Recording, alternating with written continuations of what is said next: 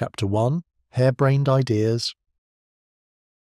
It was never a good sign when Rook was summoned to the castle. Most folk in Bramblewick avoided goblins altogether.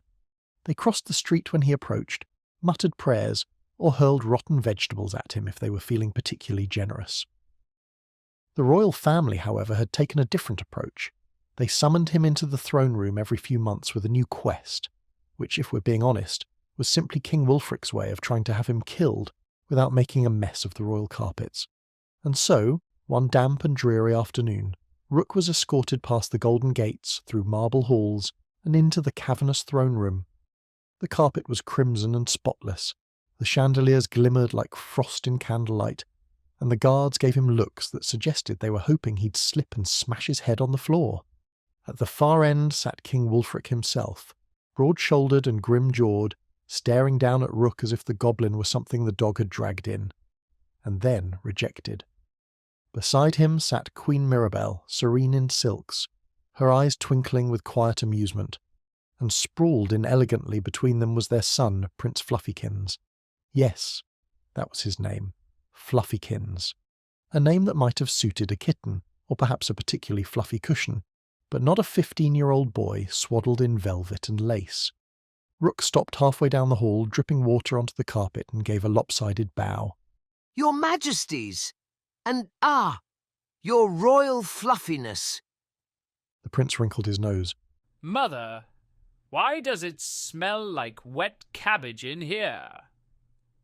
That, said Rook, would be me. Queen Mirabel pressed a handkerchief to her lips to stifle a laugh. King Wulfric did not. The king leaned forward, his voice booming across the hall. Goblin, you are hereby tasked with a matter of great importance. You will enter the Blackwood, find the witch who dwells there, and bring back a lock of her hair. Rook blinked.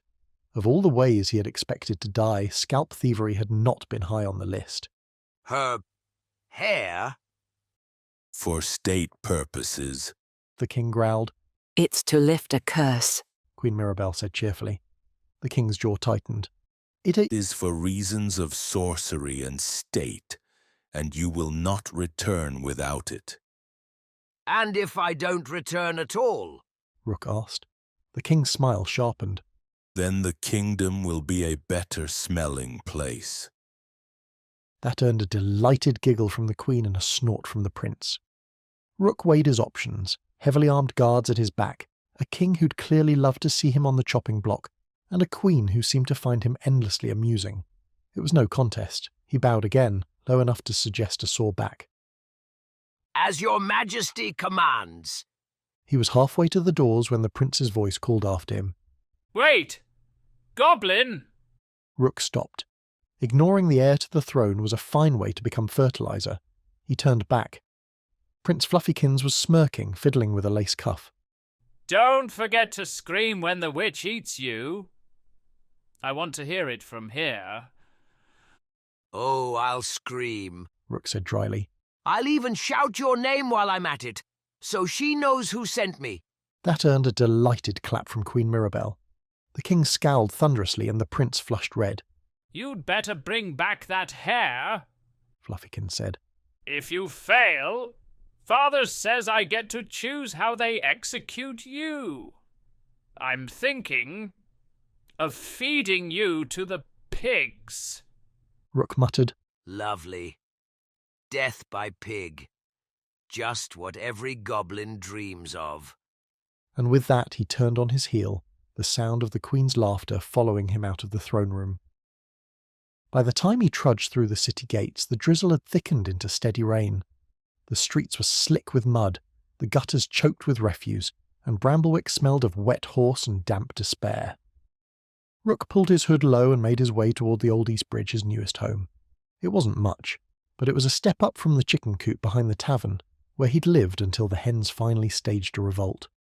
The bridge was dry, it kept most of the wind out, and he only had to share it with a family of rats and, occasionally, a troll who came by to demand tolls no one ever paid. Rook ducked beneath the stone arch and shook off the rain. His worldly possessions were piled neatly in a corner, one threadbare blanket, a dented pot, 3 unmatched socks, and buried at the bottom his sword. It wasn't a good sword. In fact, most swords would have taken offence at being compared to it. The blade was nicked, the hilt wrapped in what might once have been leather, and it had a tendency to bend at inconvenient moments. But it was his. He strapped it across his back and gathered the rest of his meagre belongings into a sack. For a moment he lingered there under the bridge, listening to the river slosh by, trying to summon the enthusiasm required to march into the Blackwood and antagonize a witch. "Here's to not dying horribly," he muttered, stepping back into the rain. "Again." And with that, Rook the Goblin, assassin for hire, reluctant errand boy, a newly appointed royal scapegoat, trudged toward the distant shadow of the Blackwood, where doom, possibly, awaited him. Chapter 2. A Bin of One's Own. Rook left Bramblewick under a steady drizzle, which was the city's natural state of being. Sunshine visited only once a year, usually by mistake, and was immediately mugged in a back alley. The Blackwood lay several days' travel east, but Rook's progress was slow, not because he was weak or lazy, though he was frequently accused of both, but because people had an irritating habit of noticing him. At the city gates, a farmer pushing a cart of turnips pointed and shouted, "Oi! Goblin!" As if Rook might have forgotten. Rook sighed. "Yes, thank you. I'm aware. Next you'll be telling me the sky is blue." The farmer frowned. "You're not robbing me, are you?" "Do I look like I want turnips?" Rook asked. There was a pause as both of them glanced at the cart. The turnips were pale, lumpy, and several were already sprouting suspicious hairs. "Fair point," the farmer admitted and trudged on. The road wound through gentle hills and damp fields, dotted with hamlets where the locals watched Rook pass as if he were an exotic but disappointing bird. Children peeked from behind fences, daring one another to shout insults. "Oi, Big Nose!" a brave girl called. Rook glanced up. "Thank you. At least someone notices." The girl blinked and vanished behind the fence to much giggling. By late afternoon, Rook's boots squelched with every step. His cloak clung to him like a wet rag, and his stomach rumbled with the despair of an empty larder. He passed a village tavern whose painted sign promised hot stew and ale. A warm glow beckoned from the windows. Inside, laughter, music, roasted meat. Outside, a sign nailed to the door, "No goblins." Rook muttered darkly. "Oh, great." Night fell, and with it came the problem of lodging. Goblins were not welcome at inns, and Rook's purse held only 3 copper coins and a button shaped like a duck. He searched the village outskirts for something dry and unoccupied, which was how he discovered the bin. It wasn't a bin in the glamorous sense. No polished oak, no gold trim. Just a stout wooden crate half filled with cabbage leaves and sawdust, tucked behind a baker's shop. To Rook, it looked like a feather bed. "Luxury accommodations," he muttered, climbing in and wrapping his blanket around himself. The bin smelled faintly of cabbage soup and faintly more of despair, but it was drier than the road. His eyelids grew heavy.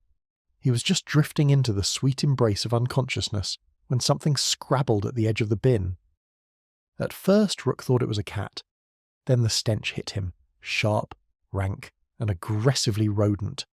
2 gleaming eyes appeared in the dark, followed by whiskers. "Oh, perfect!" Rook groaned. "Because what this evening really needed was a giant rat." The creature launched itself into the bin, claws scratching. Rook flailed, grabbed the nearest weapon, his dented cooking pot, and swung. The clang rang out across the street like a funeral bell for dignity. The rat squealed, staggered, and bit his arm. "Oi!" Rook yelped. "That's my stabbing arm!" He fumbled for his sword, dragged the bent blade free, and jabbed awkwardly. Sparks flew as steel met tooth. The rat lunged again, but this time Rook jammed the cooking pot down over its head. The creature thrashed, squealing in outrage, until with a final heave it toppled out of the bin and fled into the night, dragging the pot with it. Rook slumped back against the wooden wall, panting. His blanket was shredded, his sleeve torn, and the bin smelled even worse than before, but he was alive. For now. "Great start," he muttered, curling back into the corner. "Quest hasn't even begun, and I'm already fighting rats for a cabbage crate." Truly living the dream. The rain pattered softly on the cobblestones. Somewhere in the dark the rat squeaked in indignation, pot still firmly wedged on its head. Rook closed his eyes. Tomorrow, the Blackwood awaited. Tonight the bin would have to do. Chapter 3. The Blackwood welcomes no one. Morning crept in like a burglar, grey and damp. Rook crawled out of his cabbage bin, stiff from sleeping on wood and smelling faintly of soup. His cloak was still wet, his sword was bent as ever, and his blanket now resembled lace after last night's rat attack. Still alive, He muttered. King'll be disappointed. He followed the road east until the cottages thinned, the fields grew wild, and the trees gathered thick and close. By midday the path ended at a looming wall of trunks and tangled undergrowth. The Blackwood. It was not inviting. The trees stretched tall and skeletal, their branches twisted like bony fingers clawing at the sky. Moss hung in curtains. The air was damp, the light dim, and the forest floor seemed to swallow sound itself. Somewhere inside a raven croaked, low, throaty, and just a little too much like laughter. Rook stopped at the threshold, hugging his sack close. Right! He muttered. Into the terrifying magical death forest. What could possibly go wrong, besides everything? He stepped under the canopy. Instantly the air changed, colder, thicker, like walking into a cellar. The first hour went badly. The roots seemed determined to trip him. The brambles snagged at his cloak. At one point he was fairly certain the moss grew back after he pushed it aside, which was cheating. And then came the mushrooms. He had just spotted a cluster of fat, glowing fungi and thought, finally, dinner. When the mushrooms turned quite deliberately to look at him. Tiny yellow eyes blinked from their caps. One of them even yawned. Rook froze. No mushroom stew. Got it, he whispered. The fungi closed their eyes again, as if bored by his existence, which frankly was insulting. By late afternoon he was hopelessly lost. Every tree looked the same, his stomach growled loud enough to scare off a squirrel. Shadows deepened, and the forest grew louder. The creak of branches, the rustle of unseen things, the steady drip-drip of water somewhere far too close. That was when he stumbled into the clearing. It was a small space ringed by stones, overgrown but strangely neat, as if someone had swept it only yesterday. In the centre stood a crooked wooden post, and nailed to the post was a sign. It read, "Turn back." Rook squinted at it. Helpful, very welcoming. Maybe next they'll put up one that says, "Free pie this way." He tried to step past the post. The forest disagreed. The moment his boot touched the grass beyond, a sudden gust of wind shoved him backward. Leaves swirled. The trees groaned, their branches twisting into new shapes. The warning sign creaked and flipped over to reveal a second message scrawled in jagged letters. Last chance. Rook stared. So, definitely cursed. He tried again anyway, because Rook was not brave, but he was stubborn, and also slightly desperate. This time, the ground itself betrayed him. Roots slithered from the earth, tangling his ankles and flipping him headfirst into the mud. His sword clattered uselessly against a rock. Somewhere in the canopy, that raven cackled again. Rook spat out a mouthful of dirt. Oh, you think you're clever, don't you? Great big scary forest bullying a starving goblin. Very impressive. The roots released him with suspicious reluctance. He staggered upright, dripping mud, his dignity left somewhere in the moss. Night fell quickly under the Blackwood's canopy. Too quickly. Rook lit a stub of a candle, which lasted all of 3 minutes before guttering out in a damp breeze that came from nowhere. In the darkness, eyes glimmered. Pairs of them, low to the ground, watching. He gripped his bent sword, heart hammering. Who wants a piece of me? I warn you, I taste awful. Ask anyone. The eyes blinked. Then they moved, silently, swiftly, circling. Rook swung wildly, tripped over a root, and fell into what turned out to be an abandoned barrel half buried in leaves. It smelled of vinegar and rot, but it was at least a barrier between him and the glowing eyes. The creatures crept closer. He heard the scrape of claws, the twitch of noses. Giant rats again. Of course. The universe had decided he was a bloody rat magnet. One leapt at the barrel. Rook jabbed with his sword, missed entirely, and instead managed to clout it on the nose with the flat of the blade. The rats squealed and vanished into the undergrowth. By the time the last of them scattered into the dark, Rook was sweating, shaking, and thoroughly humiliated. His sword was bent at a new angle, his sack had been chewed open, and his only blanket now sported fresh rat holes. He slumped inside the barrel, hugging his knees. This is fine, perfectly fine. Sleeping in a barrel in a haunted forest, fighting rats for scraps. Truly destiny favours me. Above, the raven croaked again, mocking, triumphant. The trees swayed as if in laughter, and the blackwood, it seemed, had only just begun to play with him. Chapter 4, Roots, Riddles and Wrong Turns. Rook woke in the barrel with a crick in his neck and a mushroom growing suspiciously close to his ear. The forest had gone deathly still, as though holding its breath. That's never good, He muttered. Silence usually means something's deciding whether or not to eat me. He wriggled free of the barrel, brushed leaves from his cloak and squinted into the gloom. The warning post from the night before stood at the edge of the clearing, its sign now reading, helpfully, "Told you so." Oh, now you're just smug. He tried everything to get past the barrier. First, running full tilt. The forest hurled him back with all the grace of a kicked turnip. Second, creeping forward on hands and knees, whispering, Don't mind me, just a humble shrub. The branches promptly slapped him into the mud. Third, bribery. He left 3 copper coins and the duck-shaped button at the foot of the post. The moss swallowed them whole. Nothing happened. Figures, Rook muttered. Forest probably deals in silver. By midday, the forest itself began to toy with him. He followed a narrow trail only to find it looping back to the same clearing again and again. After the 3rd lap, the warning post had changed its message to, "Seriously?" Don't you judge me! Rook snapped. At least I'm trying! Then came the voices, whispered words curling through the trees just beyond sense. Sometimes they sounded like laughter, sometimes like weeping, sometimes like someone saying, "Turnip," very, very slowly. Not falling for it. Rook muttered. Voices in the woods? Classic trap. He lasted exactly 5 minutes before shouting, Who said turnip? and charging after the sound. The trail ended in a clearing where a great oak tree stood, its bark carved with what looked suspiciously like a face. 2 knotholes blinked open as the eyes. The mouth creaked into a grimace. Oh, brilliant! Rook groaned. Talking tree. Just what I needed. The oak rumbled in a voice like a stuck cupboard door. Goblin, why do you trespass? Not by choice. Rook muttered. Louder, he said. I need to pass deeper into the forest. The tree regarded him solemnly. Then you must answer my riddle. Rook sighed. Of course I must. The oak boomed. What walks on 4 legs at dawn, 2 at noon, and 3 at dusk? Rook blinked. Isn't that the old human riddle? Man, crawling as a baby, walking upright, then old with a cane. The tree blinked again. Yes.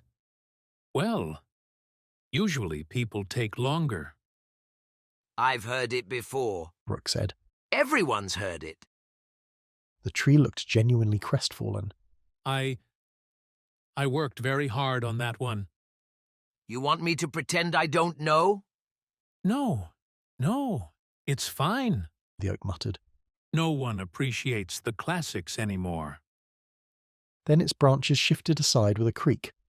Rook stepped past, muttering, You might try a knock-knock joke next time. I don't have hands! The oak bellowed after him. Deeper in the blackwood, the weirdness only grew. He passed a pond where fish floated belly up until he looked away, then darted back to life. He stumbled across a mossy statue of a knight until it sneezed, apologized, and went rigid again. Once he even thought he spotted a faint lantern glow ahead. Finally, someone sensible, Rook said, hurrying forward. The glow led him in circles before vanishing with a cheeky giggle. Forest spirits, He snarled. absolute menaces. By nightfall he was back at the cursed clearing again, staring at the post with murder in his eyes. Now it read, Still here? Rook hurled a stick at it. I hate you. The stick bounced off harmlessly. The forest chuckled in creaks and groans. With no better option, Rook curled up under a tree, shivering, listening to the trees mutter above him. Somewhere deeper in the woods, a distant cackle floated on the air. High, sharp, unmistakably witch-like. Rook pulled his ragged blanket over his head. Perfect. She already knows I'm here. And the Blackwood, smug as ever, whispered back, Yes. Chapter 5. Tricks of the Witch. Rook had slept badly. This was not unusual. Goblins rarely woke up rested, but the Blackwood made things worse. Every time he shut his eyes, the trees seemed to shuffle closer. By dawn, he was convinced they had been measuring him for a coffin. He rubbed grit from his eyes, gnawed on a stale crust of bread, and muttered, "Another glorious morning." Smells like damp and despair, just the way I like it. The warning post now said, "You won't like what's next." Brilliant! Rook grumbled and pushed onward. The forest grew stranger as he trudged deeper. Branches bent in unnatural arches overhead, filtering the light until the world glowed green. The air buzzed with whispers too soft to understand. Rook stopped, peering into the gloom. All right, let's just get this over with. I know you're in here somewhere, witch. You've probably got cauldrons bubbling, cats hissing, and... A soft voice interrupted. Rook? He froze. It was a girl's voice, young, trembling, almost familiar.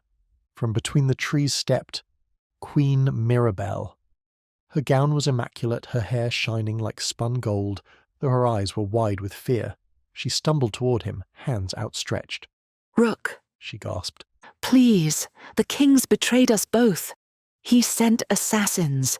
You're the only one I can trust. Rook blinked. Right. Because when people think trustworthy, they think goblin in a bin. Pull the other one.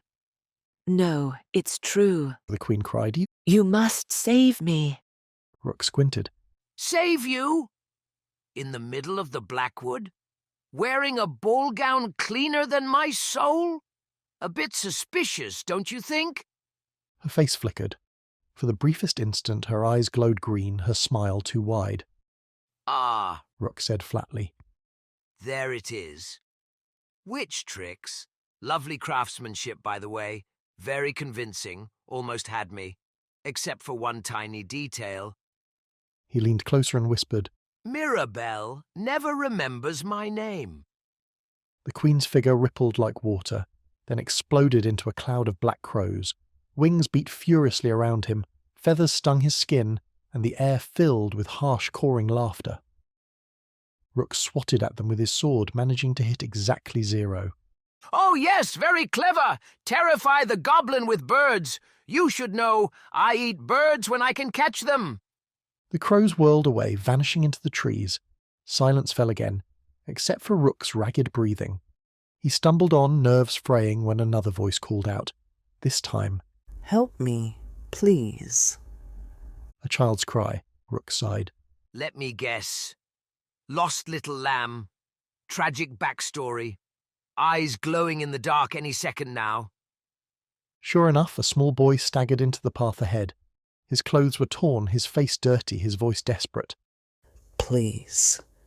Mr. Goblin, I can't find my way home. Nice try. Rook said, and threw a stick at him.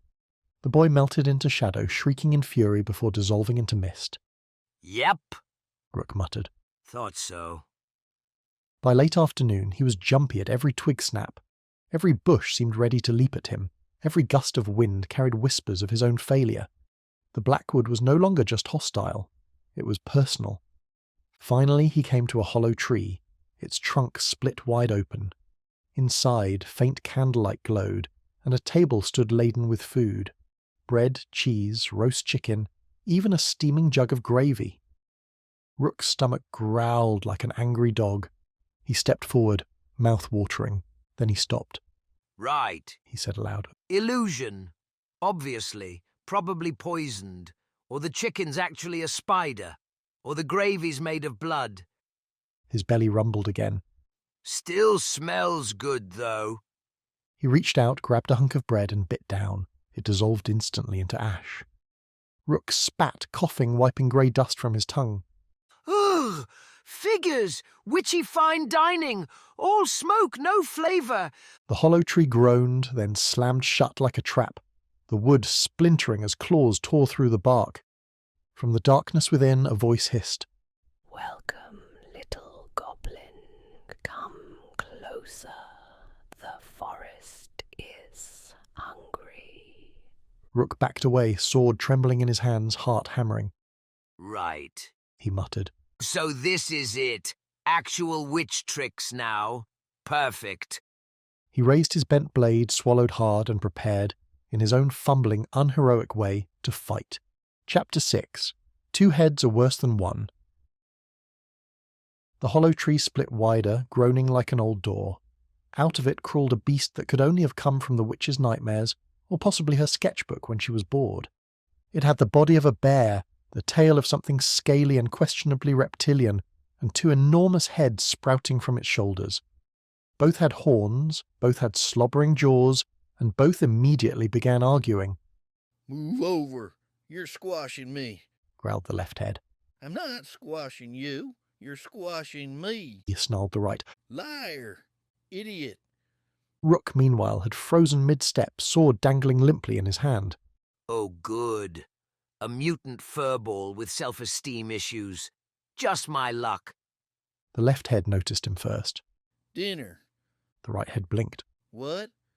That? Too stringy. I like stringy. No, you don't. You hate stringy. I've changed my taste. Since when? Since now. They both roared and lumbered toward Rook, shaking the ground. Rook screamed, manfully of course. He dived behind a stump as the creature crashed through saplings like kindling. Splinters rained down. He scrambled to his feet and waved his bent sword. Right, listen, lads. No need to fight over me. I'm mostly gristle, very chewy, terrible on the teeth. Quiet. Snack. Roared the left head. I call the legs. Shouted the right. I wanted the legs. Then you should have said. While the beast argued, Rook tried to creep away. Naturally, he tripped over a root and fell flat on his face. The crash gave him away. Both heads swung toward him at once. Get him. The battle was, in a word, disastrous. Rook swung his sword. The blade bent further, bounced off thick fur and smacked him in the nose.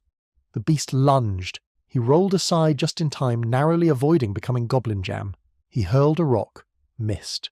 He tried to climb a tree, slipped down immediately. He even attempted to bite the tail when it whipped past, only to end up with a mouthful of scales. The 2 heads, meanwhile, fought each other as much as they fought him. I told you to pin him, not sit on me. Well, maybe if you weren't so fat. Excuse me. While they wrestled, Rook staggered to his feet, dazed. This is the stupidest fight I've ever had. And I once duelled a no-handed blind beggar. Desperate, he snatched up the nearest thing at hand. The dented cooking pot he'd lost to the rat days earlier, now lying in the mud like destiny itself. He hurled it.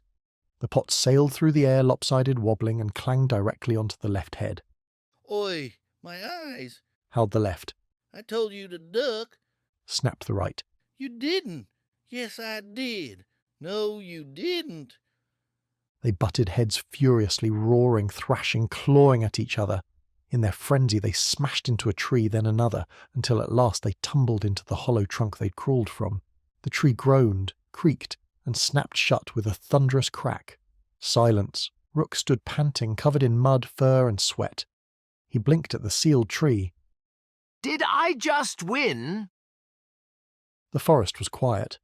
Then faintly, 2 muffled voices echoed from inside the trunk. This is your fault. No, it's yours. Rook wiped his brow, staggering toward the barrel that had become his bed. Right. I'll take it. Victory by cookware. He collapsed into a tree nook, clutching his sword and pot, and let exhaustion drag him down. But the forest whispered around him, darker than before. This was only the witch's opening act. Chapter 7. A moment's peace, almost. The morning after the 2-headed disaster, Rook awoke stiff, sore. He lay in the tree nook for a long while, contemplating life. Assassination jobs, they said. Glamorous, they said. Stab a duke here, topple a merchant there. Nobody warned me about forest wrestling matches with double-headed dog bears. His stomach grumbled in protest. Then another lower pressure made itself known. Oh, perfect. Rook muttered, and Not hunger. The other thing. the goblin glanced around the clearing. Right. Where does one, in a forest that's actively trying to kill you? The trees creaked, as if listening. Not in front of an audience. Thank you very much.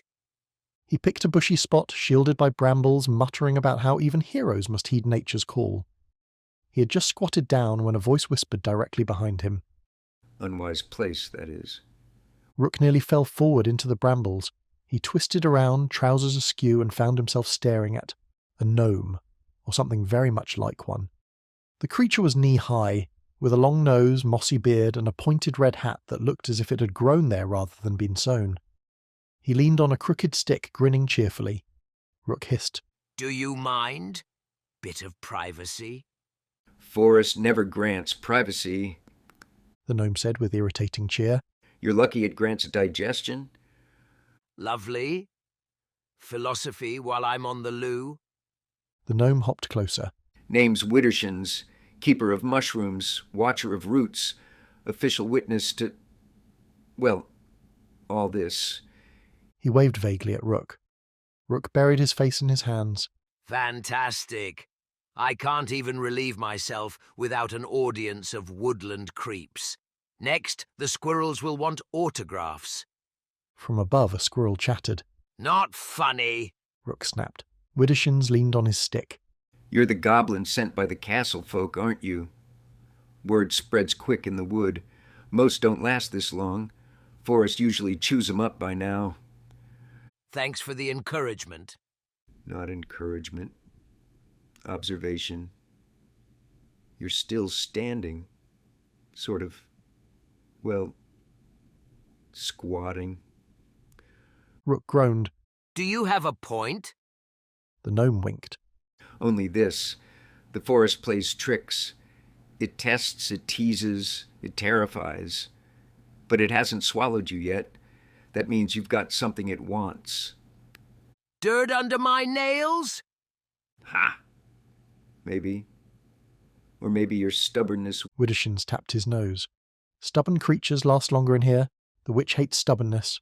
Rook finished his business with all the dignity of a man trying not to be inspired by a stranger while squatting. Well, stubbornness is about all I've got. That and indigestion. The gnome chuckled, backing away into the shadows. Keep it, Goblin. You'll need it. And just like that, he was gone. Rook straightened, adjusted his belt, and muttered, Brilliant. I get wisdom from a toilet gnome. Truly, destiny favours me. Somewhere deep in the blackwood the forest laughed again, but softer this time, almost amused. Rook scowled. Oh, shut up. Chapter 8. Signs of Trouble.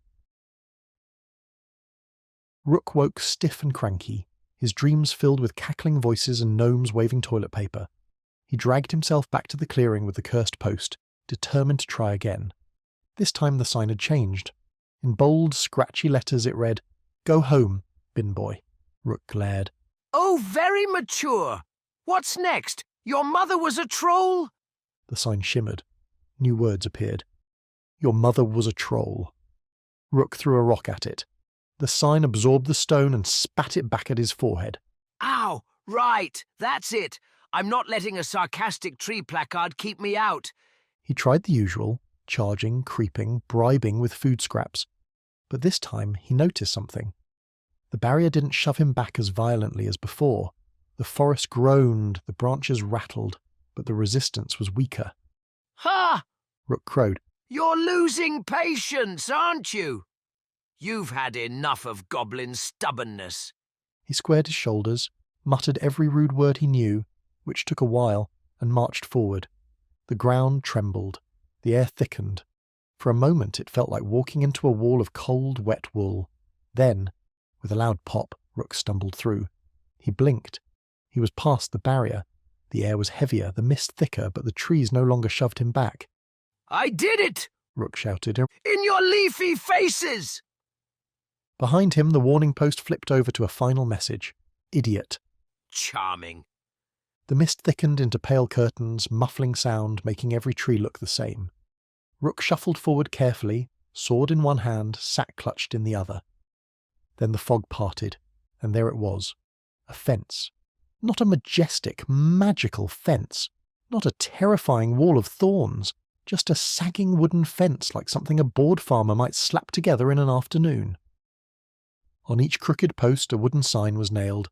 The nearest one read, "Beware." The next, seriously, beware. The next, stop laughing. This is very scary. And finally, turn back now or I'll... think of something. Rook squinted at them all, then burst out laughing. This is it! A spooky picket fence with comedy signs? Oh, witch, you really know how to terrify a goblin. He stepped closer. One more sign was tucked at the bottom of the fence, barely legible in the mist. It read, "You're not ready." Rook's grin faltered. The fog shifted. The forest went quiet. And somewhere just beyond the fence came the sound of slow, deliberate footsteps. The mist thickened until Rook could barely see his own nose. Not that his nose was ever much to look at.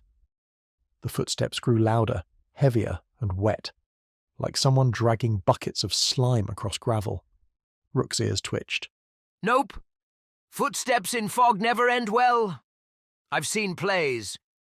That's always when someone ends up as dead. A shadow loomed, then another. A hulking form shuffled into view, all claw, scale, and the distinct stench of rotting flesh. Rook, yelping. Oh, good! A monster! Because what this forest needed was more fun! The creature roared. Birds exploded out of the trees. Rook, being no hero, turned on his heel and ran like his trousers were on fire. He crashed through undergrowth, snagged his sack on brambles, and tripped over roots more times than was dignified. The monster thundered after him, smashing branches. Rook ran with the kind of speed only sheer terror could gift a goblin. His lungs burned, his legs screamed, and yet, somehow, he kept going. Then, just as the mist began to thin, he stumbled into a clearing. There it stood, a cottage. Not the neat, cosy kind with flowers in the window. This one sagged like it regretted ever existing. Stones crumbled in the walls. Moss grew thick over the roof, swallowing shingles. Twigs and thorns had tangled themselves around the structure as if the forest were trying to keep it prisoner. The windows were black and lifeless. The crooked chimney puffed not smoke, but a single tendril of mist that curled like a beckoning finger. Rook stopped, panting, chest heaving. Oh, brilliant. An abandoned cottage in a haunted forest. That never screams trap at all. Behind him, the monster's growl rolled through the trees. Rook looked from the looming shadow to the cottage door. Death by beast or death by creepy house? Choices, choices. The growl came again, closer this time. Rook squeaked, grabbed the rusted latch and shoved the cottage door open. Well then, creepy house it is! And he darted inside, slamming it shut just as the monster's claws scraped against the wood. Chapter 9. Home, Trap, Home. The door groaned shut behind him, muffling the monster's growls outside. Rook pressed his back to the damp wood, chest heaving, waiting for the beast to give up. Silence. Then, drip by drip, the quiet crept back in. Rook straightened, dusting his ragged tunic. Well, that was terrifying. But on the bright side, I'm still alive.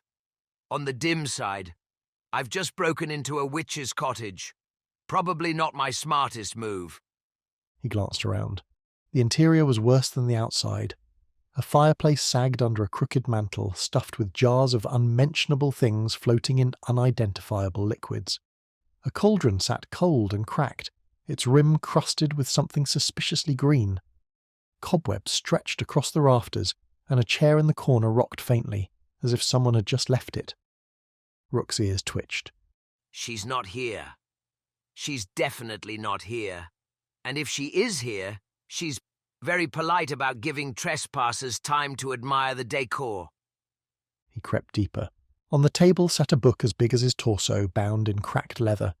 The title shimmered faintly. Recipes for pain. Rook's stomach grumbled. Or soup, eh? He reached for the cover. Click. The floor vanished beneath him. Wah! He plunged into a pit barely deeper than his own height. The bottom was lined with chickens. They clucked angrily as he landed. Rook groaned, feathers sticking to his face. Very dignified. Very menacing. 10 out of 10 trap. He clambered out, brushing himself off, and glared at the room. Right. No more touching things. Of course, he immediately touched something else. A dusty wardrobe. The door creaked open to reveal hundreds of identical broomsticks, each with a label tied to it. For chores, for flight, for punishment, for annoying goblins. Before he could blink, every broom twitched to life. They swept furiously at him, whacking his shins, poking his ears, chasing him around the room in a cloud of dust. Rook shrieked and dived under the table until finally the brooms lost interest and clattered back into place. Note to self, He wheezed. Wardrobes are evil. By the time he stumbled into what must have been the witch's bedroom, he was battered, filthy, and carrying at least 3 new splinters in unmentionable places. The bed was made of twisted iron, the blankets stitched from patchwork shadows. A cracked mirror leaned against the wall, its surface rippling faintly as though it were watching him. On the nightstand rested a silver comb. Rook froze. A comb. He whispered. That's practically hair-related. He reached out, then snatched his hand back. No. Everything in this place is out to clobber me. That comb's probably going to bite. The mirror rippled and words formed across the glass. You shouldn't be here. Rook gulped. Yes, well, I hear that a lot. From outside, the monster roared again, closer this time. Rook's eyes darted to the window, then back to the comb, then to the door. Right, he muttered. Either I get eaten outside or hexed in here. Lovely choices. My life's basically a multiple-choice test, and all the answers are wrong. The house creaked as if it had noticed him, and wasn't keen on letting him leave. Chapter 10. Home. Trap. Home. Rook's gaze lingered on the silver comb. It glittered faintly, as though bathed in its own private moonlight. His fingers twitched. Don't do it, he whispered to himself. It's a trap. Definitely a trap. Obviously a trap. His hand crept closer. But also shiny. He leaned forward, fingers stretching. Creak. The front door groaned open. Cold mist spilled in, curling along the floorboards like hunting dogs. The temperature dropped. Every candle guttered out in a single hiss. Rook froze, hand still hovering over the comb. From the doorway came a low, amused voice. Well, well. What have we here? A little goblin rat sniffing through my drawers. Rook squeaked, spun around, and there she was, the Witch of the Blackwood. She was tall, draped in robes stitched from shadows, with hair like a tangle of storm clouds. Her eyes glowed faintly green, as if lit from within by swamp fire. She carried no staff, no wand, only her hands, long-fingered and glimmering faintly with runes that shifted like insects. Hello. Lovely home you've got here. I was just, testing the floorboards for rot. Very squeaky. The witch's smile curved sharp. How thoughtful. And were you about to borrow my comb, too? Rook's ears drooped. Yes, exactly that. She lifted her hand. A shimmer of green light coiled around her fingers. Oh, I do admire goblin cheek. Pity it won't save you. Rook backed away, knocking over a stool. Now, hold on! There's no need for... With a flick of her wrist, the spell burst from her hand. A bubble swelled around Rook, clear as glass, glowing faintly. It lifted him clean off his feet. Wah! Rook flailed, limbs paddling uselessly as the bubble rose higher, bumping against the rafters. This is undignified. I'm like a fish. The witch circled below him, voice purring with cruel amusement. Oh, don't wriggle. You'll only make it bobble about. Rook spun helplessly as the bubble drifted lazily from one side of the room to the other. Let me down, He squeaked. This is goblin cruelty. Against the law. The witch arched a brow. Which law? Mine or theirs? She tapped the bubble with a single finger. It chimed like crystal, sending Rook somersaulting head over heels. Rook groaned. I hate magic. I really, really hate magic. The witch's smile widened, and in that moment Rook understood. His quest had officially gone from bad idea to absolutely doomed. Rook dangled upside down in the bubble, cheek squashed against the glassy curve. Every time he wriggled, the thing spun lazily like a drunken soap bubble.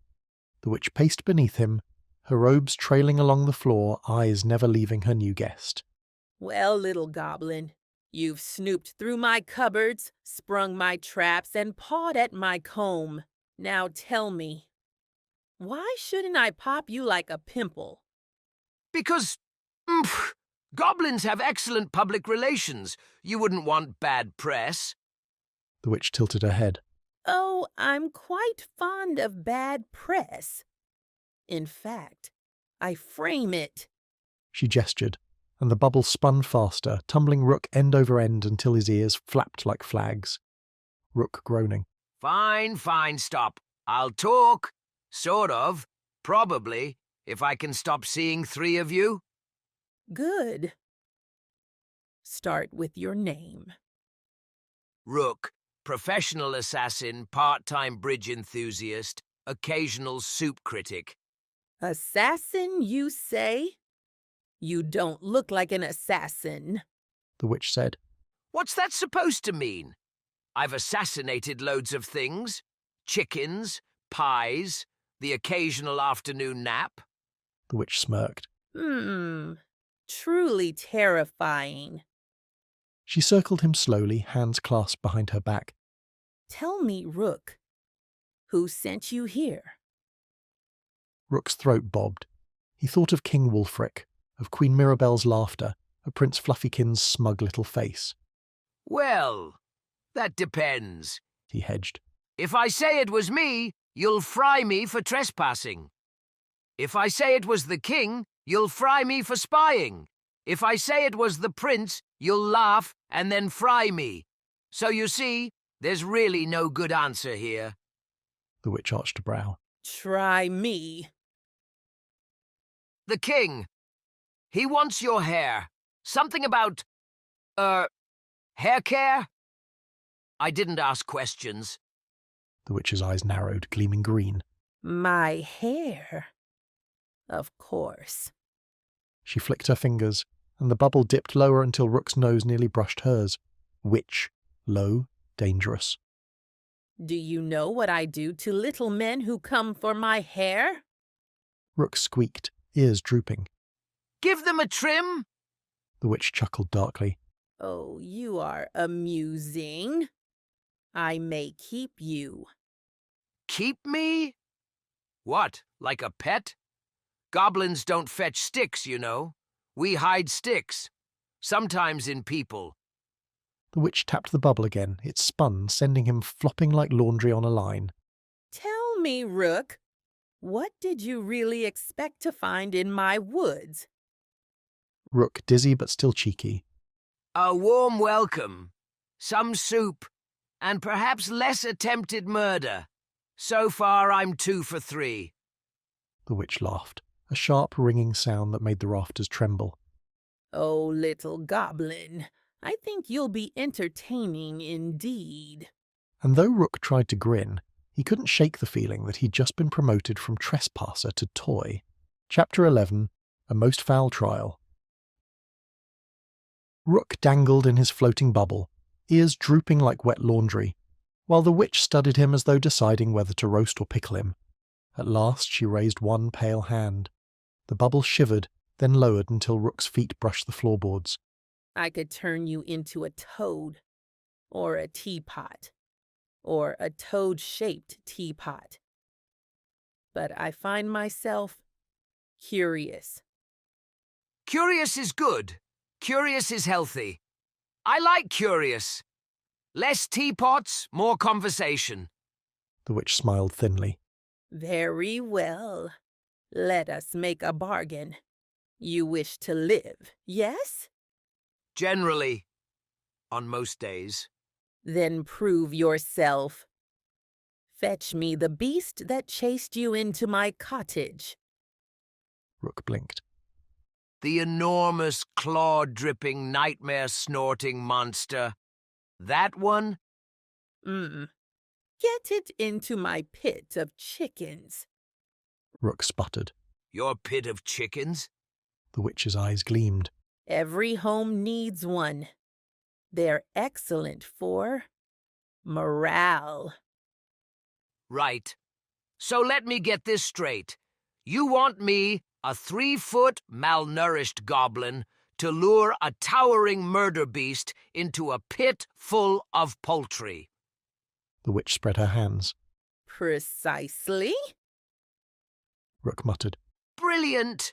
Absolutely brilliant. My obituary's going to read, "Here lies Rook. Goblin. Died clucking." With another flick of her fingers, the witch dissolved the bubble. Rook crashed onto the floor with a squeak and a bruised dignity. Before he could scramble away, she leaned down, her shadow swallowing him whole. Do this, Goblin, and I may let you walk free. Fail, and I will make you into a candle holder. A very small one. She tapped his forehead. Rook yelped as a faint green rune seared itself into his skin, glowing like a brand. There. A mark. The beast will know you're mine. And if you run away... The rune pulsed, making Rook's teeth chatter. Okay, I get it. No running, no hiding, no clever goblin tricks. He paused. Except maybe a few clever goblin tricks. The witch's lips curved. I expect nothing less. And so, a very nervous goblin found himself shoved back out into the Blackwood night, the witch's mocking laughter chasing him into the mist. Somewhere out there, a monster waited, and Rook had to convince it to follow him, straight into a pit of chickens. This is it. This is how legends are made. Stupid poultry-based legends. Chapter 12. The Squeakening. The night was damp, the mist thick as porridge, and Rook's nerves frayed like an old sock. Somewhere beyond the trees came the guttural growl of the monster, the same one that had chased him to the witch's cottage. Rook tiptoed forward, clutching a stick he'd sharpened into something vaguely pointy. Right. Plan A. Poke it. If poke fails, proceed to Plan B. Run away screaming. If Plan B fails, well, I've always looked good as candle holder. The rune on his forehead pulsed, sending a jolt down his spine. He yelped. Okay. No running. Ugh, hate magic. The trees shook. A hulking shadow emerged, all claws, scales, and steaming breath. Its eyes glowed faintly yellow. Hello again, friend. Remember me? Small green fellow, screams a lot, ran away earlier. Yes, that's me. The monster roared, rattling birds from the canopy. Rook squeaked back. Lovely lungs you've got. Very echoey. He rummaged in his sack and hurled the first thing he found, a stale meat pie. It smacked the monster on the snout. The beast blinked, then sneezed, coating the clearing in pie crumbs and slime. Rook groaned. Brilliant. Plan C, food bribery, failed spectacularly. Next, he tried talking, off-key, loudly. Oh, mighty beast, so big and strong. Please chase me right where you belong. The monster snarled, clearly offended by his rhyme scheme, and lunged. Ah! Too effective! Too effective! Rook bolted toward the pit of chickens, the monster thundering after him. Every branch slapped his face. Every root tried to trip him, but somehow he kept just ahead of the creature's snapping jaws. At the edge of the pit, he skidded to a halt. Okay, Rook. Time for Plan D. Wing it. He flailed his arms, taunting the beast. Oi, Scaly! Bet you can't catch a goblin! Bet you've got the agility of a turnip. The monster roared, charged, and it toppled headfirst into the pit of chickens. The forest exploded with squeaks and shrill squawks that echoed for miles. The beast flailed, wings tangled, claws scrabbling uselessly as dozens of chickens clucked furiously under its bulk. Rook doubled over, wheezing with laughter and terror. I can't believe it worked. I'm a genius, a tactical mastermind. The rune on his forehead pulsed again. He froze. Oh, right. Have to deliver the beast, not just laugh at it. Bugger. It's in the pit anyway. And so, under the pale moonlight, one very reluctant goblin began the long, honking process of dragging a furious monster back to the witch. Every step, Rook muttering. I swear, if I live through this, I'm burning every chicken I see. Chapter 13. Clucks and Headaches. Dragging a monster through a forest is not dignified work. Dragging a monster through a forest while it clucked with every step is positively humiliating. Rook grunted, heaved, and occasionally cursed as the beast writhed in the pit of chickens and blood. His rope, scavenged from the witch's cottage curtains, was looped awkwardly around its horns. Rook panting. Come on, just one step at a time. Good beastie, easy beastie. Think of yourself as a very big, very angry pony. The monster growled. A chorus of chickens clucking back. Rook groaned. Never thought poultry would soundtrack my death march. Halfway to the witch's cottage, the beast's patience snapped. With a violent thrash, it shattered the ropes, scattering feathers and blood in all directions. Rook clung to its back leg like a stubborn burr. Oh, no, you don't. I've come too far to let you wriggle out now. The monster bellowed and took off through the forest, branches cracking beneath its weight, and so began the most unheroic rodeo in history. Rook flopped from leg to tail to horn, squealing and swearing, until finally he managed to scramble onto the monster's back. He gripped a jagged spine like the reins of destiny, teeth clenched in pure terror. Rook screeching. Yah! Forward, mighty steed, to the cottage of doom! The monster bucked, thrashed, but somehow kept charging in exactly the direction of the witch's lair. By the time they burst into the clearing, Rook was plastered to the beast's head, eyes wild, clothes torn, hair full of leaves. He jabbed a stick forward like a triumphant knight. Behold! I bring you, your beast! The monster skidded to a halt before the witch's cottage, panting and foaming. The last few chickens fell out of its claws, clucking pitifully. The witch stepped out into the moonlight, arms folded, expression unreadable. She surveyed the scene, the monster snorting smoke, Rook clinging piggyback like the world's most unfortunate jockey. Slowly her lips curved into a sharp smile. Well, I asked for a delivery. I didn't expect home service. Rook slid halfway down the monster's neck, wheezing. You're welcome. Next time, maybe just send a fruit basket?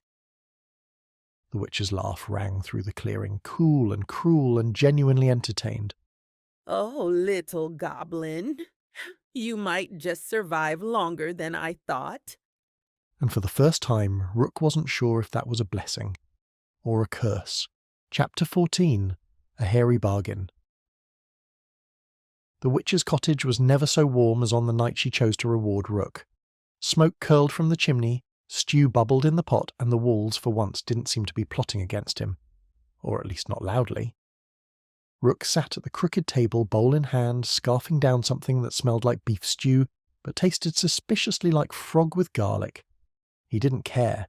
It was hot, filling, and, best of all, not trying to kill him. Rook with his mouth full. Best meal I've had in weeks. Beats mouldy chicken, that's for sure. The witch leaned against the hearth, watching him with a cat-like smile. Eat up, little goblin. You've earned it. That smile should have worried him. It was the smile of someone who'd already thought 20 moves ahead. Rook, of course, was too busy licking the bowl. When the stew was gone and the fire burned low, the witch finally moved to her dressing table. With slow, deliberate grace, she plucked up a silver brush and ran it through her midnight hair. Each stroke shimmered with strands finer than spider silk, tougher than iron. She turned to him. You came for a lock of my hair, did you not? Rook perked up, fumbling for his sack. Yes, right, that's the whole reason He gestured wildly. got chased, tripped, squeaked, and nearly died about 12 times. The witch chuckled. Then take it. With a flick of the brush, a lock of her hair drifted free, glimmering as if it resisted being severed. She held it out between long fingers. Rook reached, cautious, almost expecting his hand to melt off, but it didn't. The hair was cool and unnervingly alive, curling around his wrist like a pet snake. Mine! He whispered, stuffing it triumphantly into his bag. The witch's voice cut through his glee. But there is a price. Rook froze mid-smirk. Of course there is. There's always a price. Why can't anyone just say, "Well done, Rook. Here's a gift basket and a nap"?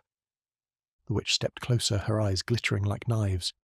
You may have my hair, but in exchange, you will grant me one wish. Rook blinked. Wish? She nodded, lips curling. One day when I call for you, whatever I ask, no matter how absurd, dangerous, or impossible, you must do it. No excuses. No running. Rook's ears twitched nervously. That sounds deeply unpleasant. The witch smirked. Then don't accept. Rook looked at his bag, then back at her. The thought of returning to King Wulfric empty-handed, straight into another accidental execution attempt, made his stomach churn worse than frog stew. Rook groaned. Fine. One wish. But if you ask me to unclog your loo, I'm out. The witch laughed softly like glass breaking. Deal. And just like that, Rook had the witch's hair, and a noose of a different kind tied neatly around his scrawny green neck. One snap of the witch's fingers, and Rook felt the world twist like wet laundry. There was a blur of smoke, a rush of wind, a sensation like being sneezed out by a dragon. Then whoomp. He landed flat on his face in the mud. When his eyes stopped spinning, he realized exactly where he was. The gates of Bramblewick Castle. Rook spat dirt. Brilliant. She could have at least dropped me somewhere soft, like a hay bale or a pie shop. The guards at the gate barely blinked at the sight of a mud-splattered goblin clambering upright, sack in hand. They were used to Rook returning from quests, usually bloodied, occasionally smoking, and always looking like he'd lost an argument with a cow. Moments later, the great hall doors swung wide and Rook was announced, with very little enthusiasm, by the herald. Rook the, Goblin, slayer of chickens, bearer of mud. Rook shuffled inside, clutching his prize. At the far end of the hall, King Wulfric sat on his golden chair, glaring as though he'd bitten into a lemon. Beside him, Queen Mirabel watched with sly amusement, and Prince Fluffykins, half lounging, half sulking, perked up when he saw Rook's battered state. Rook cleared his throat. Your Majesties, your fluffiness, I have returned. He yanked open the sack and held up the shimmering lock of the witch's hair. It writhed faintly in the light as though alive. Gasps echoed through the hall. Even the king's eyes widened a fraction before narrowing again into suspicion. You survived, King Wulfric said coldly. Against all odds. Mostly by screaming, running, and, well, a bit more screaming. Queen Mirabel chuckled behind her hand. Oh, Wulfric, look at him. The little goblin actually did it. Prince Fluffykins leaned forward, eyes bright. That's amazing!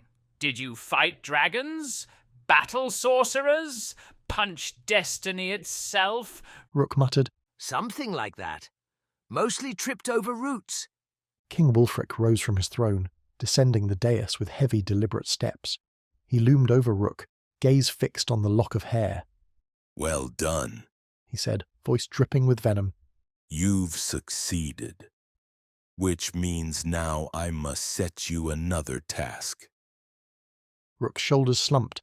I knew there'd be a catch. Wulfric sneered.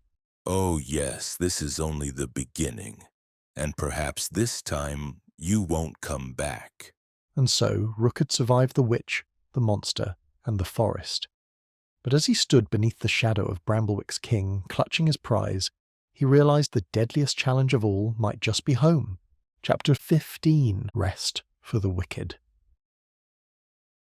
The great hall had emptied, leaving only the royal family, a few drowsy guards, and one very mud-caked goblin who smelled like a swamp's forgotten laundry pile. Rook was still clutching his sack with the witch's hair, as though someone might snatch it from him at any moment. Queen Mirabel, perched elegantly at the high table, gave him a sympathetic smile that could have thawed glaciers. Poor little goblin. You've earned some rest, I think. Wulfric can bluster all he likes, but anyone who brings back a witch's hair deserves a bed and a meal, at the very least. Rook's eyes went wide. A bed? Like, with sheets and pillows? Not hay? Not damp moss? Mirabel chuckled. Yes, Rook. Real sheets. Rook clutched his chest, swaying dramatically. At last! Civilization! Prince Fluffykins slouched in his chair, rolled his eyes so hard they nearly rattled out.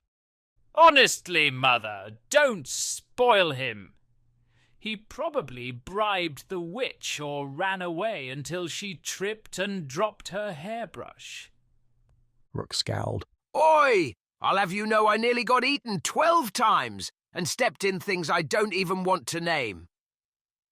Fluffykins smirked. Sounds like a normal Tuesday for you. Rook threw his hands in the air. Why do I even talk to you? Fluffykins leaned lazily across the table. Because I'm royalty and you're, well, whatever crawled out from under a chicken coop. Under a bridge now, thank you very much. Rook snapped. Upgraded, very chic. Mirabel laughed, dabbing her lips with a napkin. You two are ridiculous. Fluffykins, stop teasing him. And Rook, stop rising to the bait. You'll both give me wrinkles. Rook muttered into his sleeve. Too late. Mirabel's eyes sparkled with mischief. I heard that. And so, for one rare night, the goblin assassin was allowed to rest. With a full belly, a bed to collapse into, and the strange comfort of knowing that, in this castle at least, someone found him amusing rather than expendable. Of course it wouldn't last, it never did. But for now, Rook slept. And that's the end of Rook's first quest. He's got the witch's hair, a full belly, and unbelievably, he's still alive. But don't get too cozy. King Wulfric's already sharpening the next impossible quest. The witch has Rook bound to a very inconvenient promise. Join us next time when things inevitably go horribly wrong in the ongoing misadventures of Rook the Goblin.